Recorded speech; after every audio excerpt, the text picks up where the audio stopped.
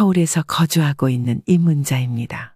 제가 처음 남편을 만났을 때 남편은 자신의 고집이 매우 강한 사람이라 당시에는 정말 고생을 많이 했습니다. 특히 집 문제에서는 더 그랬습니다. 그는 고집스럽게 집을 구입하자고 했고 그때 당시에는 경제적인 여건이 충분하지 않아서 사실은 좀 부담스럽고 무리한 선택이었죠. 그럼에도 불구하고 남편의 고집에 따라 결국 집을 매매하게 되었고 그 결정 덕분에 우리는 큰 시세 차익을 보게 되었습니다. 시간이 지나면서 그 집은 저희에게 단순한 집 이상의 의미를 갖게 되었습니다. 그 집은 단순히 돈을 벌기 위한 수단이 아니라 저와 남편 그리고 아이들이 함께 살아온 추억이 가득한 곳이었기 때문입니다. 그 집은 제가 죽는 그날까지 지켜가야 할 소중한 공간이라고 생각했습니다. 매일 아침 눈을 뜰 때마다 그 집에서 함께한 시간들이 떠오르고 그곳에서의 추억들이 마음속에 새겨지기 때문입니다. 그래서 그 집을 팔거나 손 뗄 생각을 해본 적은 없었습니다. 결국 저는 그 집에서 많은 시간을 보내며 그 속에서 사랑하는 사람들과 함께한 일상이 제 삶의 중심이었죠. 하지만 10여 년 전 갑작스럽게 남편을 먼저 보내게 되었습니다. 남편과의 이별은 정말 힘든 일이었지만 그 후에도 저는 그 집에서 홀로 살아가며 자식들을 키워왔습니다. 아들, 딸을 시집 보내고 결혼한 자식들이 자신의 가정을 꾸려나가면서 그 집은 점점 더 큰 의미를 갖게 되었습니다.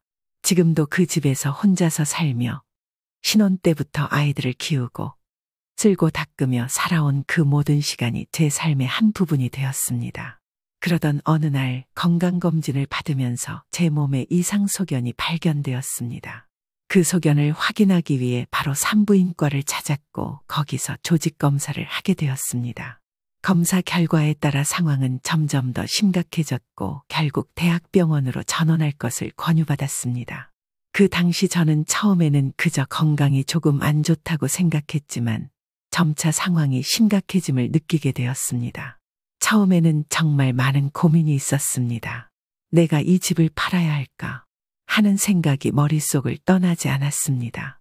그만큼 집은 단순한 자산 이상의 의미를 지닌 곳이었고 이 집을 팔게 되면 그동안 쌓아온 추억과 그곳에서 보낸 시간이 모두 사라질 것 같아 마음이 아팠습니다. 그러나 한편으로는 제 몸이 점점 더 안 좋아져 가는 상황에서 이제는 아들, 딸에게 부담을 줄 수밖에 없다는 현실을 인정해야 했습니다. 하지만 무엇보다도 아들과 딸에게 손을 벌리는 것이 너무 미안했습니다.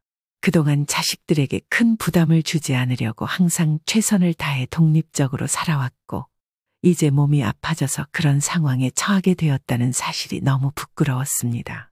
그래서 저는 결국 부동산에 집을 내놓기로 결심했습니다. 집을 팔면 일단 제 병원비나 치료에 도움이 될 수 있겠다는 생각이 들었지만 여전히 그 결정을 내리기까지 많은 시간과 고민이 필요했습니다. 그리고는 아들과 딸을 불러 모았습니다. 이 대화를 어떻게 시작해야 할지 막막했지만 결국 진지하게 제 몸 상태에 대해 말할 수밖에 없었습니다. 엄마가 몸이 안 좋아. 병원에서 이상 소견도 발견됐고 치료가 필요할 것 같아. 그래서 집을 팔려고 해. 그동안 자식들에게 말하지 못했던 제 상황을 고백했습니다. 그 순간 제 마음은 너무나 복잡하고 무거웠지만 그저 아이들이 이해해 주기를 바랄 뿐이었습니다. 그때 아들과 딸은 어떤 말을 해야 할지 몰라 잠시 침묵했지만 그들도 곧 이해해 주었고 결국엔 서로 의논하며 이 상황을 함께 해결해 나가자고 말해 주었습니다. 딸은 집을 정리하고 치료에 있어서 부족한 돈이 생기면 언제든지 말하라고 했습니다. 그런 후 급한 일이 있다며 먼저 자리를 떴습니다. 딸의 따뜻한 말에 고맙기도 했지만 그와 동시에 마음 한구석에는 여전히 불안감과 미안함이 가득했습니다. 딸이 떠나자 아들과 며느리가 저와 마주 앉았습니다. 그리고 이 집을 팔기로 한 제 결정을 놓고 의견을 나누기 시작했습니다. 아들과 며느리는 처음에는 아무 말 없이 저를 바라보다가 급기야 아들이 먼저 입을 열었습니다. 엄마, 이 집을 팔면 어떻게 해요? 지금 팔면 손해인 거 몰라요? 조금 있으면 또 다른 지하철도 들어오고 주변 시세도 올라갈 텐데 이렇게 급하게 팔면 절대로 좋은 일이 없어요. 옆에 있던 며느리도 거들며 말했습니다. 맞아요. 집값이 오른다는 소식이 들리는데 지금 집을 팔면 정말 큰 손해보는 거예요. 부동산에 내놓은 곳이 어디죠? 전화번호 좀 주세요. 그곳에 바로 연락해서 취소해야 할 것 같아요. 두 사람은 점점 더 목소리를 높이며 제가 내놓은 집에 대한 걱정과 불만을 쏟아냈습니다. 저는 그들의 반응에 당황하고 놀라면서도 그들의 걱정을 이해하려고 했습니다. 그동안도 아들과 딸은 여러 가지 일에서 저를 챙겨왔고 지금도 저를 걱정하는 마음에서 나온 말이라는 걸 알지만 그들이 윽박지르는 듯한 태도의 마음이 복잡했습니다. 저는 힘없이 대답했습니다. 이 집은 내가 팔기로 결정한 거야. 그냥 받아들여줘. 지금은 정말 아니에요. 엄마 조금만 더 기다려봐요. 손해보지 않게 하자고요. 그들의 강한 반응에 저도 조금 화가 나기도 했지만 결국 제 결정을 바꾸지 않겠다고 굳게 마음먹었습니다. 저는 그때 정말로 어떤 진단을 받고 어떤 치료를 받아야 할지도 모르고 있었고 매일이 걱정만 가득했습니다. 병원에서의 검사 결과는 생각보다 더 심각했고 무엇보다도 제 몸이 점점 더 안 좋아지고 있다는 사실에 마음이 무겁고 두려웠습니다. 그런데 아들과 며느리는 전혀 다른 방향으로 이야기를 이어갔습니다. 집값에 대해 걱정하는 그들의 모습을 보면서 저는 점차 치가 떨리는 기분이 들었습니다. 그들의 걱정은 전혀 제 상황과 맞지 않았습니다. 제 건강에 대한 염려는 사라지고 갑자기 집값과 부동산 이야기가 시작되었고 그들은 집을 팔면 손해를 본다며 계속해서 부동산에 내놓은 곳이 어디냐고 물어왔습니다. 그때 저는 그들이 정말 집에 대해서만 걱정하고 있다는 사실을 알게 되었습니다. 지금 집값이 오르고 있는데 엄마가 이렇게 급하게 팔면 안 돼요. 이 집을 좀 더 기다리면 더 비싸질 거예요. 아들과 며느리는 제가 집을 팔지 않으면 큰 실수를 할 것처럼 얘기했습니다. 이 모든 상황이 너무나도 어이없고 황당했습니다. 그들은 제 건강이나 치료 문제보다는 집값에만 집중하고 있었습니다.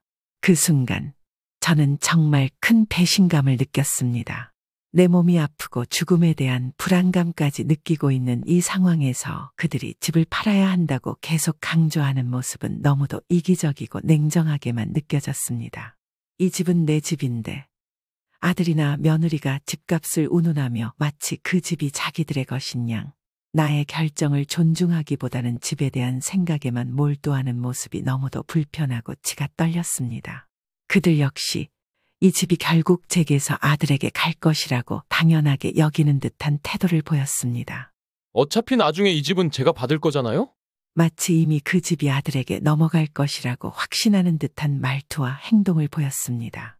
이 집은 나의 삶의 일부였고 내가 결정을 내린 이 집의 미래도 나의 뜻대로 이루어져야 하는 것인데 그들은 마치 이 집이 자신들의 것이며 내가 이 집을 팔거나 넘길 것이라는 것을 당연하게 생각하는 듯했습니다. 그들의 반응은 너무나도 차가웠고 저는 그들의 말 한마디 한마디가 점점 더 마음속에 상처를 남기고 있다는 것을 느꼈습니다. 내 몸과 내 삶에 대한 걱정은 전혀 느껴지지 않았고 그저 집을 어떻게 할 것인지에 대한 계산만이 전부인 것처럼 느껴졌습니다. 아들 내외가 자신의 이익만을 앞세워 행동하는 모습을 보며 저는 깊은 상처를 받았습니다. 그들의 무심한 말과 태도는 제가 병으로 고통받고 있음에도 불구하고 저를 더 외롭고 허탈하게 만들었습니다. 하루하루 아들 내외의 모습에 실망감이 쌓여갔고 저는 마침내 더 이상 그들에게 기대지 않기로 결심했습니다. 그 결과 저는 아무도 모르게 집을 팔기로 마음먹었습니다. 집을 팔아 마련한 금액 중 일부는 딸의 이름으로 소액을 남겨두었습니다. 딸은 평소에도 저를 걱정하고 챙겨주었기에 제가 떠난 뒤에라도 그녀가 조금이나마 경제적으로 안정될 수 있기를 바라는 마음에서였습니다. 그러나 나머지 금액은 제 병 치료와 생활을 위해 철저히 계획했습니다. 우선 병원 치료비와 입원비 그리고 퇴원 후 요양원에서 지내기 위해 필요한 비용을 꼼꼼히 계산해 배정했습니다. 그렇게 한 푼도 허투루 쓰이지 않도록 차곡차곡 계획을 세웠습니다. 남은 돈 중 일부는 대학병원에 기부하기로 결정했습니다. 저를 살리기 위해 노력한 의사와 간호사들 그리고 같은 병으로 고통받는 환자들에게 조금이라도 보탬이 되고 싶었습니다. 이렇게 모든 준비를 마친 뒤 저는 마치 오랜 숙제를 끝낸 듯한 마음으로 집을 떠났습니다. 그 과정은 쉽지 않았지만 한 가지 확신이 있었습니다. 더는 아들 내외의 이기적인 태도에 흔들리지 않겠다는 결심이었고 제 삶을 제가 원하는 방향으로 정리하며 살아가겠다는 다짐이었습니다. 그렇게 저는 작은 자유와 평화를 얻으며 새로운 여정을 시작하게 되었습니다. 병원에서 긴 치료를 받는 동안 아들과 며느리는 단 한 번도 병문안을 오지 않았습니다. 처음에는 그들이 바쁜 일상에 치여 그러려니 이해하려고 애썼지만 시간이 지날수록 그들의 무관심은 상처로 다가왔습니다. 병실에서 홀로 지내는 날들이 이어질수록 저를 걱정하거나 위로해주는 이가 없다는 사실에 외로움이 더해졌습니다. 제가 그동안 아들을 위해 헌신하며 살아왔던 기억들이 머릿속을 스쳤고 그런 과거와 지금의 냉담한 현실이 대조될 때마다 깊은 실망감과 허탈함이 밀려왔습니다. 이런 상황이 반복되다 보니 마음 한구석에서는 스스로 약해질지도 모른다는 두려움이 생기기 시작했습니다. 혼자 병마와 싸우는 것이 버겁게 느껴질 때마다 혹여 제가 병에 굴복하고 삶을 마감하게 되면 남겨질 재산이 아들에게 돌아가게 될지도 모른다는 생각에 가슴이 뜨거워지며 분노가 치밀었습니다. 자신들의 이익만을 위해 행동해온 아들과 며느리가 제 재산마저 차지하게 될 수도 있다는 사실이 견딜 수 없을 정도로 억울하게 느껴졌습니다. 결국 저는 마지막 남은 재산인 사망보험금까지 딸의 이름으로 돌려놓기로 결심했습니다.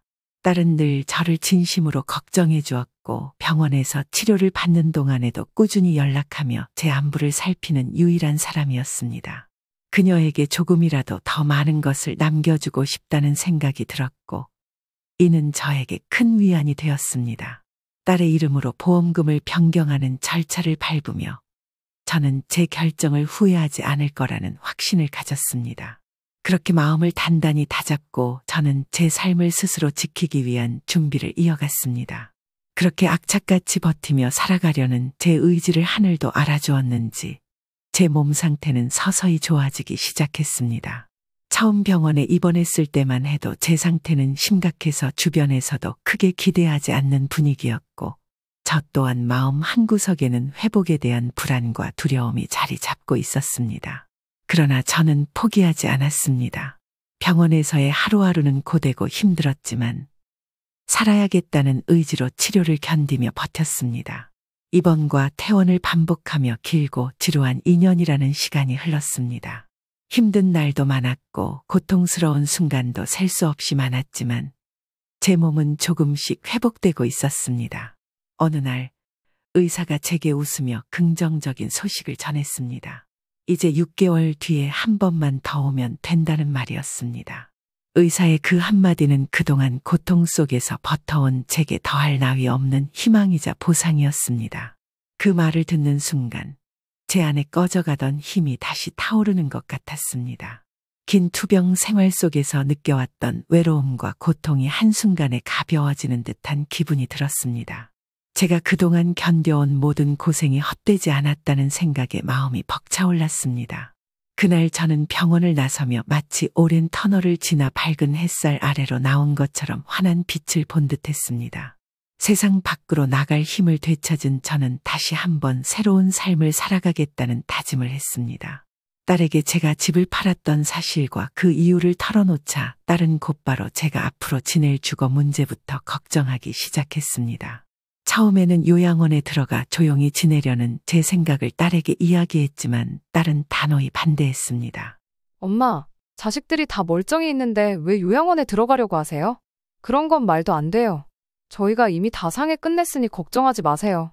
딸은 남편과 논의를 끝냈다며 자신들이 살고 있는 집 옆에 있는 작은 평수의 아파트를 준비해 두었으니 그곳으로 들어오라고 했습니다.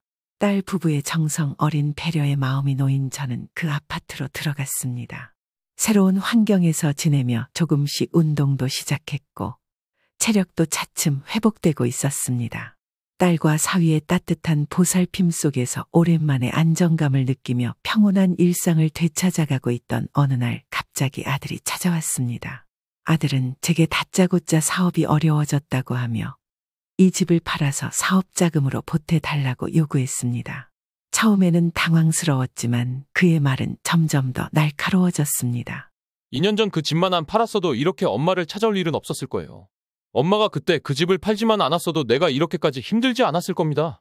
아들은 저를 원망하며 마치 지금의 상황이 모두 제 탓인 것처럼 몰아세우기 시작했습니다. 아들의 태도에 마음이 복잡하고 무거워졌습니다. 한편으로는 그가 겪고 있는 어려움이 안타까웠지만 다른 한편으로는 자신을 희생하며 살아온 지난 세월에도 불구하고 여전히 자신을 이해하지 못하고 무조건적인 요구만 하는 그의 모습에 깊은 실망과 서운함이 밀려왔습니다. 저는 그저 침착하게 그의 말을 듣고 있었지만 마음속에서는 과거의 상처와 지금의 고통이 뒤섞이며 복잡한 감정이 치밀어 올랐습니다. 사실 저는 아들이 언젠가 이렇게 찾아올 것을 이미 예상하고 있었습니다. 그래서 딸이 제 명의로 집을 마련해 주겠다고 했을 때도 단호히 거절했습니다. 저는 딸이나 사위의 이름으로 된 아파트에서 지내겠다고 했습니다. 그 이유는 단순했습니다. 아들이 혹시라도 제 명의의 재산에 집착해 또다시 무리한 요구를 할까봐 미리 모든 가능성을 차단하고 싶었기 때문입니다. 요양원에 들어가려 했던 돈도 딸에게 작지만 보태라고 내주었습니다. 제게 있어 중요한 것은 돈이 아니라 딸과 사위가 저를 편히 돌봐주는 것만으로도 충분했기 때문이었습니다. 그렇게 해서 결국 저는 제 이름으로 된 재산은 단 한 푼도 없는 상태가 되었습니다. 그러나 아들이 제 이름으로 된 재산이 하나도 없다는 사실을 알게 되었을 때 아들의 반응은 상상 이상으로 격렬했습니다. 아들은 집안의 물건들을 마구 내던지며 화를 내기 시작했습니다. 아들의 목소리는 점점 더 커졌고 온 집안이 아수라장이 되었습니다. 저는 당황한 채로 그저 자리를 지키고 있었지만 마음속에서는 차가운 서러움과 분노가 동시에 치밀어 올랐습니다. 마침 그 순간 딸과 사위가 반찬을 가져다 주려고 집에 들어왔습니다. 딸과 사위는 집안의 난장판과 아들의 폭언과 행동을 목격하고는 크게 놀랐습니다. 딸은 곧바로 전화로 경찰에 신고했습니다. 사위는 저를 보호하기 위해 제 옆에 서서 아들을 말리려 했습니다. 경찰이 도착한 뒤 상황이 정리되었고 딸은 아들이 다시는 저에게 접근하지 못하도록 접근금지 신청을 했습니다. 저는 그 모든 과정을 지켜보며 딸과 사위의 결단력과 사랑의 감사함을 느끼면서도 동시에 아들과 이렇게까지 갈등이 깊어진 현실의 가슴 아픈 슬픔이 밀려왔습니다. 그 사건 이후 딸과 사위는 제게 계속 함께 살자고 제안했습니다. 저는 처음에는 강하게 거절했습니다. 딸과 사위에게 더 이상 부담을 주고 싶지 않았고 제 나름대로의 독립적인 삶을 유지하고 싶었기 때문입니다. 엄마, 그냥 저희랑 같이 지내세요. 그러면 더 이상 걱정할 일도 없잖아요. 딸의 말은 애틋했지만 저는 고개를 저으며 답했습니다. 아니다. 너희도 가정이 있는데 엄마까지 들어가면 불편할 거야. 나 혼자 지내는 게 더 편하다. 하지만 딸은 포기하지 않았습니다. 딸과 사위는 매일 찾아와 제 안부를 살피고 작은 일에도 신경을 쓰며 제 곁을 떠나지 않았습니다.